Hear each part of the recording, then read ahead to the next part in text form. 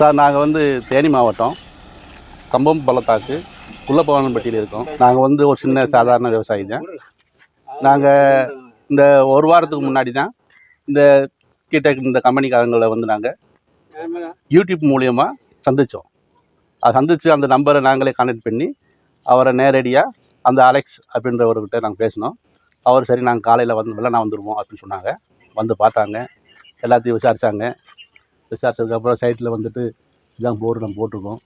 இந்த போருக்கில் வந்து மொத்தம் 175 அடி போட்டிருக்கோம். அதில் 120 அடி வரைக்கும் இந்த பம்பு மாட்டிருக்கு. ஓரளவுக்கு தண்ணி வந்து நல்லா ஃபோர்ஸாக இருக்குது. சூரிய வெளிச்சம் எந்த அளவுக்கு அடிக்குதோ அந்த அளவுக்கு ஃபுல் தண்ணி இருக்குது. சூரிய வெளிச்சம் குறையும் போது மோடமாக இருந்தால் அதுக்கு தகுந்த மாதிரி தண்ணி கொஞ்சம் குறைஞ்சி வருது, அவ்வளோதான். மற்றபடி எந்த ப்ராப்ளமும் இல்லை. நாங்கள் வந்து இந்த மின்சாரத்துக்காக அப்ளை பண்ணி எழுதி போட்டும் 2-3 வருஷம் ஆச்சு, கிடைக்கல.